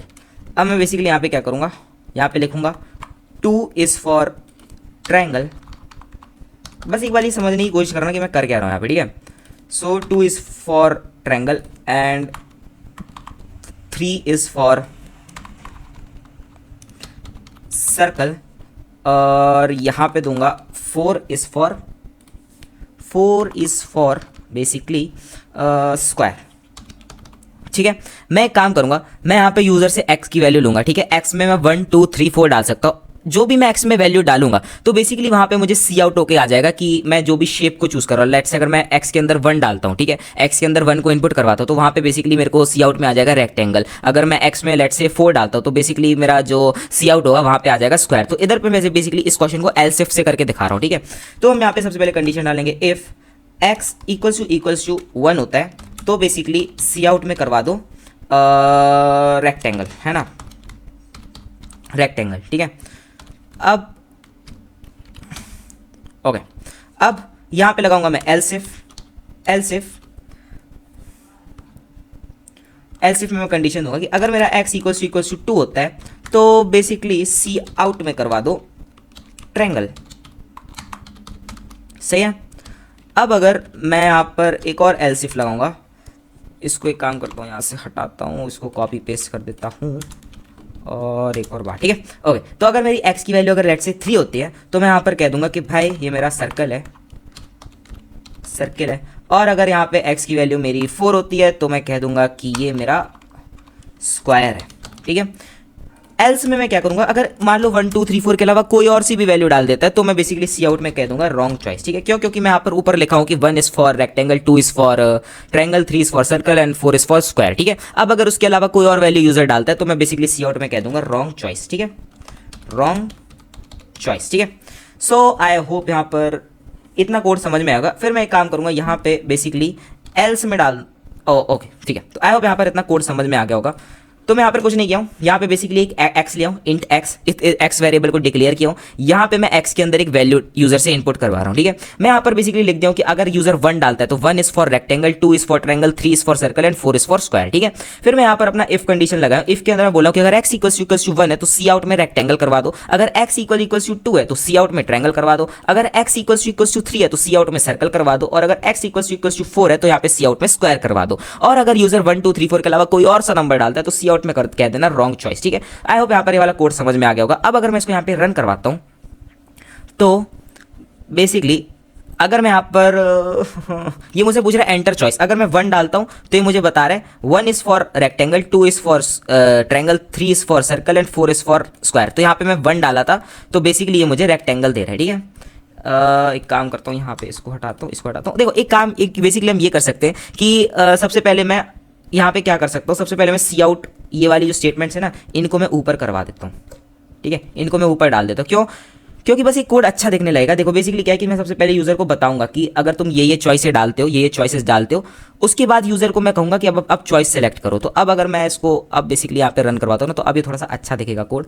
बेसिकली यहाँ पे क्या कह रहा है ये मुझसे, cout enter choice, cout does not name a type, ओहो व्हाट हैपेंड, ओके ठीक है। सो अब मैं इसको यहाँ पे रन करवाता हूँ तो ये बेसिकली मुझे कह रहा है 1 is for rectangle, 2 is for triangle, 3 is for circle, 4 is for square. तो आप बेसिकली क्या चाहते हो, मैं कहूंगा कि मुझे स्क्वायर चाहिए, तो मैं यहाँ पर 4 डालूंगा, तो ये मुझे यहाँ पे स्क्वायर ला के दे रहा है, ठीक है। अब अगर इसी सेम क्वेश्चन को अगर मैं करना चाहूँ स्विच केस से, तो बेसिकली यहाँ पे कुछ नहीं है, यहाँ से मैं सारे के सारे अपने इफ एल्स हटा दूंगा, राइट। मैं यहाँ पर बेसिकली यहाँ पे लिखूंगा स्विच, ठीक है। एक बारी इसका सिंटेक्स समझना क्या क्या होता है। सबसे पहले मैं यहाँ पे दिया स्विच, ठीक है। स्विच के अंदर मैं सबसे पहले अपना एक्स डालूंगा, ठीक है। अभी के लिए बस देखते जाओ मैं क्या कर रहा हूँ। यहाँ पे स्विच के अंदर मैं एक्स डाला, ठीक है। फिर मैं लगाया करली ब्रैकेट। अब मैं बेसिकली यहाँ पे कहा केस। अब इस केस के बाद मैं डालूंगा 1, क्यों? क्योंकि ये जो भी एक्स है ना, ये जो x है, ये x इसको डिनोट कर रहा है, यानी कि अगर मेरे x की वैल्यू 1 होती है तो क्या चाहते हो भाई, तो मैं चाहता हूं कि जो मेरा सी आउट हो, सी आउट के अंदर बेसिकली आप कह देना रेक्टेंगल, ठीक है। बहुत बढ़िया। अब सिमिलर वे में मैं इसी चीज़ को कॉपी करूंगा और यहाँ पे पेस्ट करूंगा, ठीक है। अब बेसिकली अगर केस के अंदर मैं 2 डालता हूँ, ये जो 2 है, ये 2 किसको डिनोट कर रहा है, ये जो 2 है ये इस x को डिनोट कर रहा है, ठीक है। तो अब बेसिकली यहाँ पे मैं क्या ढूंढूंगा, अगर मेरी चॉइस 2 है तो मैं बेसिकली कहूंगा कि भाई साहब आपने ट्रायंगल सेलेक्ट किया है, ठीक है। एक सेकेंड। तो बेसिकली आपने ट्रायंगल सेलेक्ट किया, ठीक है। अब अगर लेट्स से मैं यहाँ पे डाल देता हूँ केस 3, ओके। तो केस 3 यानी कि ये जो 3 है ये किसको डिनोट कर रहा है, ये x को डिनोट कर रहा है। इसका मतलब बेसिकली क्या है, ये जो x है अगर इस x की वैल्यू 3 होती है तो आप बेसिकली सी आउट में करवा देना, सी आउट में बेसिकली करवा देना सर्कल, ओके। और अब अगर मैं यहाँ पे बात करता हूँ केस 4 की, तो यहाँ पे बेसिकली सी आउट में मैं करवा दूंगा, यहाँ पे बेसिकली सेमीकोलन देना पड़ेगा। तो यहाँ पे सी आउट में मैं क्या करूँगा, सी आउट में मैं कह दूंगा कि भाई साहब ये स्क्वायर है, ठीक है। तो आई होप यहाँ पर ये वाला कोड समझ में आ गया होगा। अब आप कहोगे कि यार अगर मान लो जैसे मैं वहाँ पर एल्स दिया था कि अगर 1 2 3 4 के अलावा अगर कोई और यूजर वैल्यू इनपुट कर देता है तो वहाँ पे क्या, तो हम बेसिकली यहाँ पे क्या करते हैं, हम यहाँ पे बनाते हैं डिफॉल्ट, ठीक है। यानी कि अगर केस 1 केस 2 केस 3 केस 4 में से कुछ भी नहीं है तो बेसिकली वो डिफॉल्ट में जाएगा। तो डिफॉल्ट में बेसिकली मैं क्या लिख दूंगा, सी आउट, यहाँ पे लिख दूंगा रॉन्ग चॉइस, ठीक है। अब ये कोड वैसे इनकम्प्लीट है बट देखते हैं यहाँ पे क्या दिक्कत है, ठीक है। तो आई होप यहाँ पर इतना चीज तो बेसिकली समझ में आ गया कि ये जो स्विच है, स्विच के अंदर बेसिकली मैं अपना एक्स डाल रहा हूँ, ठीक है। और ये जो यहाँ पे केस 1 केस 2 केस 3 केस 4 ले रहा हूँ, ये बेसिकली इस एक्स की वैल्यू है। अब आप कहोगे क्या एक्स के अंदर सिर्फ इंटीजर ही आ सकता है, नहीं, हम कैरेक्टर भी डाल सकते हैं, बूलियन भी डाल सकते हैं, उसके ऊपर भी आते हैं। बेसिकली अभी के लिए थोड़ा सा समझो कि ये सिंटेक्स वर्क कैसे कर रहा है, ठीक है। अब अगर मैं इसको यहाँ पे रन करवाता हूँ और मैं अपने यूजर से कहता हूं कि मान लो चॉइस मेरी 4 है, तो यहां पे बेसिकली ये मुझे कह रहा है स्क्वायर और उसके साथ साथ मेरे को रॉन्ग चॉइस दे रहा है, यानी कि डिफॉल्ट केस भी रन करवा रहा है। तो देखो बेसिकली यहां पे होता क्या है कि सबसे पहले यहां पर ये गया। अच्छा अगर एक चीज और देखो, यहां पे अगर मैं मान लो यहां पे 1 डालता हूं ना, तो अगर लेट से मैं यहां पे 1 डालता हूं तो ये मुझे सारे दे रहा है, rectangle, triangle, circle, square, wrong choice सब दे रहा है। बेसिकली होता क्या है, देखो सबसे पहले आ जाता है यहाँ पे केस 1 पे, ठीक है। इसने केस 1 पे देखा, उसने कहा अच्छा केस 1 की कंडीशन मैच कर गई, तो यहाँ पे सी आउट में रेक्टेंगल करवा देगा। फिर उसके बाद केस 2 पे जाएगा, समझ रहे हो। फिर ये देखेगा नहीं कि कंडीशन मैच कर रही है नहीं, अगर यहाँ पर एक बार कंडीशन मैच कर गई तो इसके नीचे के सारे केसेस रन करवा देगा। अगर मान लो मैं यहाँ पर केस 3 डालता हूँ ना, ठीक है, तो ये केस 3 को तो रन करवाएगा ही, लेकिन इसके बाद के सारे केसेस को रन करवा देगा। अब ऐसी सिचुएशन में हम यहाँ पे क्या करते हैं, हम यहाँ पे बेसिकली एक ब्रेक दे देते हैं। ये ब्रेक हमारा एक कीवर्ड होता है। तो यहाँ पे बेसिकली अगर मैं ब्रेक दे देता हूँ ना, तो यहाँ पे ये हो जाता है कि अगर मान लो ये वाला केस रन कर गया तो इसके बाद ब्रेक लगा दो, यानी कि इसके नीचे के केसेस रन करवाने की जरूरत नहीं है। सिमिलर वे में मैं यहाँ पर भी ब्रेक दे दूंगा, यहाँ पर भी ब्रेक दे दूंगा, यहाँ पर भी ब्रेक दे दूंगा। डिफॉल्ट के अंदर बेसिकली ब्रेक देने की जरूरत नहीं पड़ती, क्योंकि अगर डिफॉल्ट केस रन हुआ तो उसके नीचे कुछ है ही नहीं, तो क्या जरूरत ब्रेक देने की, देने को दे सकते हो बट जरूरत नहीं, ठीक है। आई होप यहाँ पे इतनी चीज क्लियर हुई है। अब देखना, अब अगर मैं इसको रन करवाऊंगा तो एकदम सही से कोड रन करेगा, यानी कि अगर मैं मान लो यहाँ पे 1 देता हूँ तो सिर्फ और सिर्फ रेक्टेंगल दे रहा है, ठीक है। अगर मैं यहाँ पर लेट से 4 देता हूँ तो बेसिकली स्क्वायर ही रन कर रहा है ना। अच्छा अगर मैं यहाँ पर 1 2 3 4 के अलावा कोई और वैल्यू दे देता हूँ, लेट से 6 दे देता हूँ, तो ये मुझे कह रहा है रॉन्ग चॉइस, ठीक है। एक काम करता हूँ, बेसिकली इस पूरे कोड को उठाता हूँ और यहाँ पे इसको लिखता हूँ, ओके। अब एक बारी मेरी ध्यान से समझना, ठीक है। देखो बेसिकली आई होप यहाँ पर इतनी चीज़ें तो समझ में आ रही होंगी कि मैं बेसिकली यूज़र को बता रहा हूँ, इतनी चीज़ें तो आई होप समझ में आ रही होंगी कि यहाँ पे मैं यूज़र को बता रहा हूँ कि भाई साहब आप जो भी चॉइसेस लोगे उसका परिणाम ये होगा कि लेट्स से अगर आप 1 लेते हो तो 1 पे रेक्टेंगल देगा, अगर आप 2 लेते हो 2 पे ट्रायंगल देगा, 3 लेते हो तो सर्कल देगा, 4 लेते हो तो स्क्वायर लेगा, ठीक है। तो अब यहाँ पे इतनी चीज़ तो क्लियर हो गई होगी। अब बेसिकली यहाँ पे क्या है, इसको थोड़ा सा ऊपर करता हूँ, ठीक है। अब यहाँ पे बेसिकली क्या है, इस पर्टिकुलर जगह पे मैं यहाँ पर एक अपना वेरिएबल ले आऊँ इंट एक्स, ठीक है। यहाँ पे मैं x के अंदर वैल्यू डलवा रहा हूँ, कौन सी वैल्यू डलवा रहा हूँ, इंटीजर वैल्यू डलवा रहा हूँ, 1 2 3 4 या एनी वैल्यू, ठीक है। अब बेसिकली यहाँ पे क्या हो रहा है, उसके ऊपर आ जाते हैं। देखो बेसिकली यहाँ पे मैं सबसे पहले लगाता हूँ स्विच, ठीक है। अब स्विच के अंदर मैं इस x को डाल रहा हूँ, ये जो पूरा x है, ये जो x है, ये x इसको डिनोट कर रहा है, इसको डिनोट कर रहा है, इसको डिनोट कर रहा है, ठीक है। अगर मैं इसको थोड़ा सा ऊपर करूँ, अगर मैं इसको यहाँ से थोड़ा सा ऊपर करूँ और थोड़ा सा छोटा करूँ, आई होप यहाँ पे ये चीज़ विजिबल होगी। देखो थोड़ा सा विजिबल नहीं है, थोड़ा सा देखो एडजस्ट करना पड़ेगा, अदरवाइज मेरे को दिक्कत आएगी। देखो बेसिकली यहाँ पे क्या है कि मैं यहाँ पे ये जो x लिया हूँ ना, ये जो x लिया हूँ, ये जो x है ये इसको डिनोट कर रहा है, इसको डिनोट कर रहा है, इसको डिनोट कर रहा है, इसको डिनोट कर रहा है। और डेफॉल्ट केस में बेसिकली क्या होता है कि अगर मान लो x के अंदर बेसिकली चॉइस कितनी थी हमारी, 1 2 3 4, क्योंकि यहाँ पे मैं 1 2 3 4 ही तो केस मिले। अब अगर इसके अलावा कोई और चॉइसेस आती हैं तो ये बेसिकली डिफॉल्ट के अंदर जाएगी, डिफॉल्ट के अंदर है। क्यों? क्योंकि इन चॉइसेस को मैं केस के अंदर नहीं डाला हूं ना, केस के अंदर तो मैं सिर्फ और सिर्फ 1 को डाला हूं, 2 को डाला हूं, 3 को डाला हूं, 4 को डाला हूं, बाकियों को तो नहीं डाला हूं ना।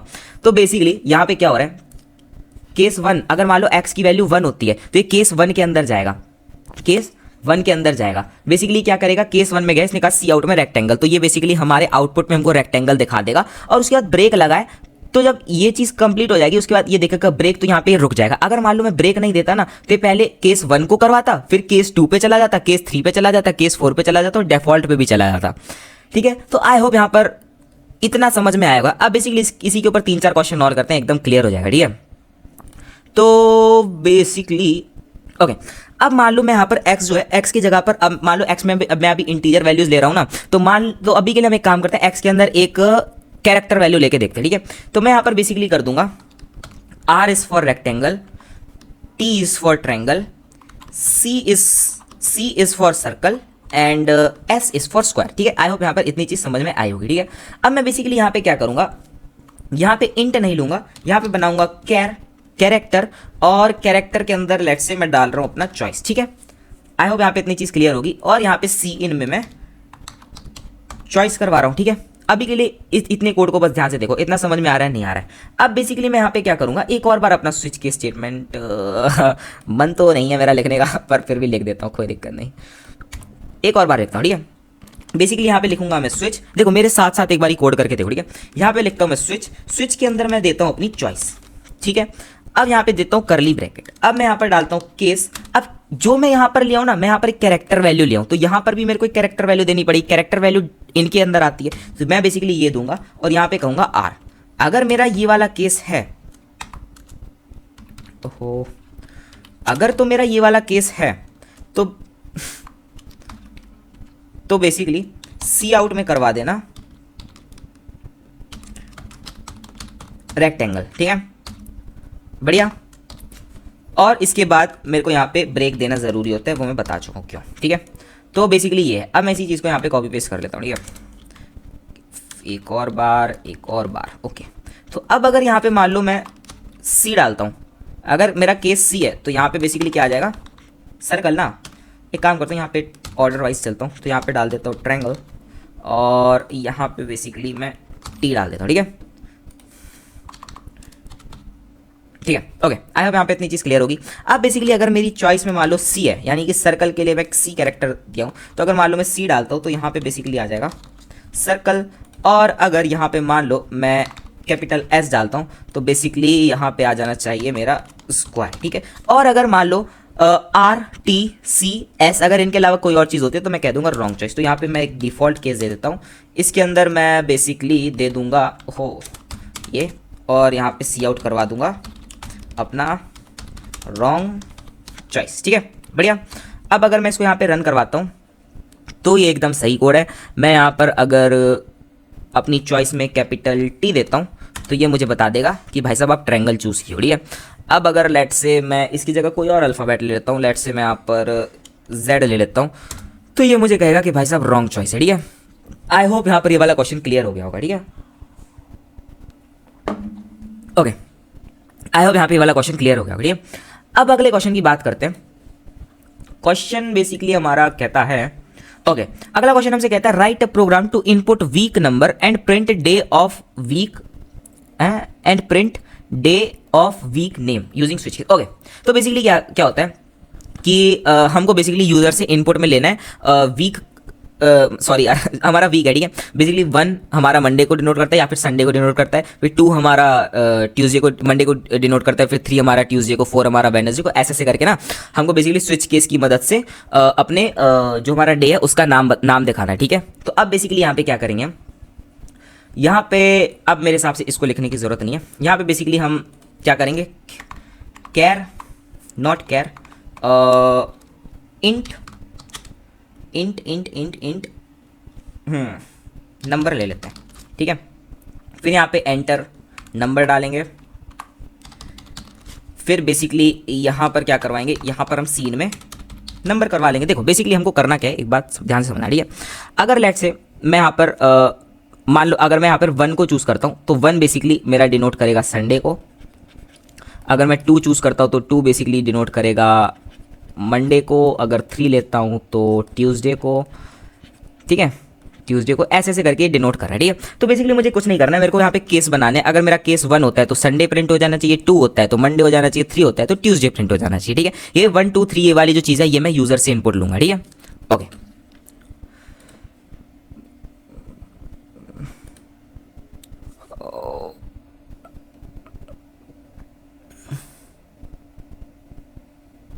ओके, ठीक है। तो बेसिकली ये मेरे यूज़र से लूँगा और यहाँ पे प्रिंट हो जाना चाहिए, ठीक है। तो अब बेसिकली मैं यहाँ पे क्या करूँगा, कुछ भी नहीं, यहाँ पे बेसिकली स्विच के अंदर डालूंगा मैं अपना नंबर, ठीक है, बढ़िया। अब मैं बेसिकली यहाँ पे क्या करूँगा, ये सारे के सारे जो केसेस है इनको यहाँ से हटाता हूँ, एक और बार लिखता हूँ, ठीक है। मैं यहाँ पे बेसिकली डालूंगा केस, अगर मान लो मेरा 1 होता है, ठीक है, तो मैं बेसिकली सी आउट में करवा दूंगा अपना संडे, सही, बढ़िया। फिर यहाँ पे दे दूंगा एक ब्रेक, ठीक है। अब बेसिकली अगर यहाँ पे मेरा केस 2 होता है तो मैं बेसिकली कह दूंगा कि भाई मेरा ये है मंडे मंडे। फिर अगर यहाँ पे मैं कहता हूँ कि मेरा केस 3 है, फिर अगर यहाँ पे मैं कहता हूँ कि मेरा केस 3 है तो मैं कह दूंगा ये मेरा ट्यूसडे। फिर अगर मैं यहाँ पे कह देता हूँ केस 4 तो मैं कह दूंगा कि ये है मेरा वेडनेसडे, WEDNESDAY, वेडनेसडे। फिर मैं कह दूंगा अगर केस 5 है तो कह दूंगा थर्सडे, THURSDAY, थर्सडे। फिर मैं कह दूंगा अगर मेरा केस 6 है तो कह दूंगा फ्राइडे। अगर तो मेरा केस 7 है, 7, तो मैं कह दूंगा कि ये है मेरा सैटरडे, ठीक है। फिर एक डिफ़ॉल्ट केस दे दूंगा, कहूँगा कि भाई ओके सॉरी यहाँ पे 6 दे दूँ, 7 आएगा, ओके। अब अगर लेट से मैं यहाँ पर अगर कोई और यूज़र वैल्यू डाल देता है, मान लो 1 2 3 4 5 6 7 के अलावा कुछ और डाल देता है, तो मैं बेसिकली डिफ़ॉल्ट लगा दूंगा। डिफ़ॉल्ट में मैं बेसिकली कह दूंगा सी आउट में कि भैया आपकी चॉइस जो है वो गलत है, यानी रॉन्ग चॉइस, ओके, सही, बढ़िया। अब अगर इसको यहाँ पे मैं रन करवाता हूँ तो ये कोड मेरा एकदम बढ़िया चल रहा होगा। तो यहाँ पे एंटर नंबर लेट से मैं देता हूँ 5, ठीक है। 5 पे बेसिकली मेरे को थर्सडे दे रहा है, क्यों, क्योंकि देखो यहाँ पे मैं केस दिया ना, केस नंबर 5 जैसी हिट करता है तो इसी आउट में मेरे को थर्सडे दे देता है, और जैसी इस लाइन का काम खत्म होता है लास्ट में ब्रेक लगा देता है, ठीक है। तो आई होप यहाँ तक इतनी चीज़ें क्लियर हो गई होंगी, ओके। अब बेसिकली अगला क्वेश्चन देखते हैं। अगला क्वेश्चन हमको क्या कह रहा है, write a program to input month number and print total number of days in a month using switch case, ठीक है यार। ये वाला क्वेश्चन, इस क्वेश्चन को करने के 2 तरीके, एक तो है बेल वाला तरीका, तो पहले बेल वाले तरीके से करेंगे, फिर स्मार्ट वाले तरीके से करेंगे, ठीक है। इसको यहाँ से हटा, ओके, इसको यहाँ से हटा दो, ठीक है। बेसिकली यहाँ पे एंटर नंबर डालना है। देखो बेसिकली यहाँ पे क्या होगा कि अगर मान लो मैं 1 डालता हूँ, ठीक है, तो 1 के अंदर जनवरी आ जाएगा, 2 के अंदर फरवरी, फिर मार्च, फिर अप्रैल, फिर मई, जून। ओह आई एम सॉरी, यहाँ पे बेसिकली क्या हो रहा है, write program to take input month number and print, अच्छा ओके, मेरे को total number of days print करवाने। मान लो अगर मैं 1 डालता हूँ तो 1 मेरा जनवरी के लिए होता है। अब ये बेसिकली मुझसे कहेगा कि नंबर ऑफ डेज बताओ, समझ रहे हो। तो मुझे बेसिकली कुछ नहीं करना है, एक बेल वाला तरीका, एक स्मार्ट वाला तरीका, पहले बेल वाले तरीके से करेंगे, ठीक है। तो बेसिकली अगर यहाँ पे मान लो मैं 1 डालता हूँ तो 1 मेरा किसके लिए होता है, जनवरी के लिए होता है। तो यहाँ पे बेसिकली जनवरी में कितने डेज होते हैं, होते हैं, 31 डेज होते हैं ना। फिर बेसिकली यहाँ पे मैं 2 डालूंगा तो 2 मेरा फरवरी के लिए होता है। तो फरवरी में मेरे डेज कितने होते हैं, कभी कभी 28 होते हैं, कभी कभी 29 होते हैं। ओके, फिर इसके बाद अगर मेरा 3 है तो यहाँ पे बेसिकली मैं डाल दूंगा मार्च। मार्च में मेरे डेज कितने होते हैं, 31। फिर यहाँ पे आ जाता है 4 यानी अप्रैल। तो अप्रैल के अंदर मेरे डेज कितने होते हैं, 30 30। फिर आ जाता है मेरा 5 यानी कि मई। तो मई के अंदर मेरे डेज कितने होते हैं, मई के अंदर मेरे डेज होते हैं 31। अब बेसिकली यहाँ पे जो मेरा 6 होता है जनवरी मई जून, ओके जो मेरा जून होता है तो जून के अंदर मेरे डेज कितने होते हैं, 30। सही। फिर आ जाता है मेरा जुलाई। तो जुलाई यानी कि 7 जुलाई के अंदर मेरे डेज कितने होते हैं, 31, राइट। फिर बेसिकली क्या हो जाता है हमारा, ओके फिर बेसिकली यहाँ से मैं डिफ़ॉल्ट हटा देता हूँ, यहाँ पे मैं अपना ये डाल देता हूँ। फिर यहाँ पे बेसिकली 8 यानी कि अगस्त में भी मेरे 31 डेज होते हैं। फिर यहाँ से आ जाता है सितंबर, अक्टूबर, नवंबर, दिसंबर। ओके बहुत बढ़िया। अब बेसिकली यहाँ पे जो मेरा सितंबर होता है, सितंबर के अंदर मेरे कितने डेज होते हैं, 30 डेज। फिर जो मेरा अक्टूबर होता है, अक्टूबर के अंदर 31 डेज। फिर जो मेरा नवंबर होता है, नवंबर के अंदर मेरे होते हैं 30 डेज। फिर जो मेरा दिसंबर होता है यानी कि 12, तो दिसंबर के अंदर 31 डेज, ठीक है। फिर यहाँ पे एक काम करूँगा, डिफ़ॉल्ट केस भी दे दूंगा। डिफ़ॉल्ट के अंदर बेसिकली मैं यहाँ पे डाल दूंगा सी आउट। ओके, डिफ़ॉल्ट के अंदर मैं बेसिकली डाल दूंगा wrong choice. Okay, wrong choice, बहुत ही बढ़िया। तो आई होप यहाँ पर ये वाला तरीका समझ आ ही गया होगा। अब मैं यहाँ पर अगर इसको रन करवाता हूँ और अगर मैं मान लो चॉइस में डालता हूँ अपना जुलाई, तो जुलाई में ये मेरे को बता रहा है कि 31 डेज होता है, ठीक है। अब यहाँ पे वाला तरीका क्लियर हो गया। अब बेसिकली हम थोड़ा सा स्मार्ट तरीका निकालते हैं, ठीक है। हम बेसिकली यहाँ पे क्या करेंगे कि जो मेरा केस, अब यहाँ पे एक बार ध्यान से देखना, जो मेरा केस 1 है, केस 1 के अंदर 31 डेज है, फिर 3 के अंदर 31 डेज है। एक काम करता हूँ, यहाँ पे लिख लेता हूँ, है ना। तो यहाँ पे मैं लिखता हूँ 31 डेज वाले, ठीक है। 31 डेज यहाँ पर है मेरे 1 में है, फिर 3 में है, फिर 5 में आते हैं, फिर 7 में आते हैं, फिर 8 में आते हैं, है ना। एक काम थोड़ा सा ऐसे करके, फिर 5 में आते हैं, 7 में आते हैं, 8 में आते हैं, फिर 10 और 12 में आता है ना। तो यहाँ पे बेसिकली हम लिख लेंगे कि हमारा फिर 10 में भी आता है और हमारा 12 में भी आता है। ओके, अब हम पता है यहाँ पे क्या करेंगे, बिल्कुल एकदम स्मार्ट खेलेंगे, ठीक है। यहाँ पे मैं दे दूंगा केस 1, सही। यहाँ पे लिख दूंगा केस 2, नॉट 2 इट्स 3, ठीक है। फिर यहाँ पे इसके बाद एक सेमी कॉलन देना पड़ता है, तो यहाँ पे सेमी कॉलन दे दूंगा। फिर इसके बाद पता है क्या करूँगा, फिर इसके बाद मैं यहाँ पे लिखूंगा केस 5, ठीक है। यहाँ पे सेमी कॉलन दे दूंगा। फिर यहाँ पे लिखूंगा केस 7, यहाँ पे एक सेमी कॉलन दे दूंगा। फिर मैं लिखूंगा केस 8, यहाँ पे सेमी कॉलन दे दूंगा। फिर मैं लिखूंगा केस 8 हो गया ना। फिर केस 10, यहाँ पे semi colon, not semi colon it's a colon, I am sorry. फिर यहाँ पे मैं दे दूंगा केस 12, ओके, यहाँ पे कॉलन दे दूंगा। अब बेसिकली ये जो चीज़ है ना, ये केस 1 के लिए, 3 के लिए, 5 के लिए, 7 के लिए, 8 के लिए, 10 के लिए, 12 के लिए चल रही है, ठीक है। केस 2 के लिए एकदम सही है, ठीक है। फिर जो बाकी बचे हैं, अब बाकी बचे हुए चीज़ों के लिए ना मैं एक काम करता हूँ, इधर से ना इसको उड़ा देता हूँ, यहाँ से मैं इतनी चीज़ों को हटा देता हूँ। देख रहे हो कितना छोटा कोड हो रहा है हमारा ये, ठीक है। तो बेसिकली यहाँ पे 1, 3, 5, 7, 8, 10, 12 के लिए ये हो गया। केस 2 के लिए हमारा ये हो गया। अब बचे हुए केसेस हम यहाँ पे लिख देंगे। बचा हुआ क्या है हमारा, 2 बचा हुआ है, नॉट 2 बेसिकली 4 बचा हुआ है। फिर हमारा केस 6 बचा हुआ है, कोलन। फिर हमारा केस 9 बचा हुआ है, कोलन। फिर हमारा केस 11 बचा हुआ है, कोलन, ठीक है। तो आई होप यहाँ पर इतनी चीज़ क्लियर हो गई होगी। और यहाँ पे बेसिकली हमारा डिफॉल्ट आ जाएगा। इसको फॉर्मेट डॉक्यूमेंट करूँगा, यहाँ से इसको डिलीट करूँगा बस। तो अगर हम यहाँ पे देखें ना, तो बेसिकली यहाँ पे 1, 3, 5, 7, 9, 10, 12 के लिए बेसिकली इतनी चीज़ों को रन करवाओ। केस 2 के लिए इसको रन करवाओ। केस 4, 6, 9, 11 के लिए इसको रन करवाओ और डिफॉल्ट में ये करवा दो। तो अब अगर मैं इसको यहाँ पे रन करवाऊंगा तो बेसिकली अगर मैं यहाँ पर डालूंगा 5, तो 5 के लिए मेरे को दे देगा 31 डेज। तो आई होप यहाँ पर ये वाली चीज़ भी क्लियर हो गई होगी। अब बेसिकली अगला क्वेश्चन हमारा क्या कहता है, अगला क्वेश्चन हमारा कहता है last but not the least question है। अब यहाँ पर हमसे कहता है write a program to create a calculator perform basic arithmetic operation, ठीक है। Add, subtract, multiply, divide using switch case and functions, ठीक है। द कैल नॉट फंक्शंस तो पढ़ा ही नहीं हो, तो यूजिंग स्विच केस, ठीक है। फिर the calculator should input 2 numbers and operator from user. Okay, तो बेसिकली यहाँ पे क्या है, हम बेसिकली 2 नंबर्स यूजर से इनपुट डलवाएंगे, ठीक है। यहाँ पे इनपुट नंबर 1, सही है। फिर यहाँ पे सी आउट में ये मेरा enter first number, FIRST first number. फिर यहाँ पे इसको कॉपी करूँगा, यहाँ पे इसको पेस्ट करूँगा, ठीक है। थोड़ा सा जल्दी जल्दी कर लो क्योंकि मैं ये सब चीज़ें ना पहले बता चुका हूँ, ठीक है। तो इसीलिए आई होप अब तक तो ये चीज़ें क्लियर हो रही होंगी, ठीक है। फिर यहाँ पे बेसिकली मैं एंटर सेकंड नंबर करवाऊंगा। फिर मैं यूज़र को कहूँगा कि भाई enter choice and int, not int, मैं काम करता हूँ कैरेक्टर में चॉइस लेता हूँ, ठीक है। और यहाँ पर मैं स्पेशल कैरेक्टर्स का यूज़ करूँगा, यानी प्लस माइनस मल्टीप्लाई डिवाइड, ठीक है। तो यहाँ पे बेसिकली मैं पता है क्या करूँगा, यहाँ पे लूँगा मैं कैर के बाद मैं डालूंगा चॉइस एंड दैट्स इट। फिर यहाँ पे मैं कहूँगा एंटर चॉइस,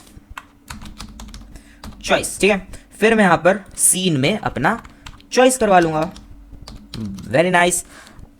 अब बेसिकली फॉर्मेट डॉक्यूमेंट करता हूँ, ठीक है। तो यहाँ पे आई होप यहाँ पे इतनी 3 चीज़ समझ में आ गई कि नंबर 1 नंबर 2 मैं इसीलिए लिया क्योंकि जो मेरे केसेस है ना, अब केसेस के अंदर मैं ये वाला ऑपरेशन परफॉर्म करवाऊंगा, यानी कि इसको यहाँ से हटा देता हूँ, डिफ़ॉल्ट केस को बस रहने देता हूँ। ओके, बढ़िया। अब यहाँ पे सबसे पहले मैं लेता हूँ केस, अगर मान लो अगर ओके, तो स्विच के अंदर बेसिकली मुझे चॉइस देनी पड़ेगी, ठीक है। अब देखना बेसिकली ध्यान से, मैं यहाँ पे केस में अगर मान लो मेरा, क्योंकि अब ये कैरेक्टर है, तो अगर मान लो ये वाला कैरेक्टर यूज़र देता है, ठीक है, चॉइस के अंदर। सो ओके, अगर ये वाला कैरेक्टर देता है तो कुछ मत करो, सी आउट में पता है क्या करवा दो, सी आउट में नंबर 1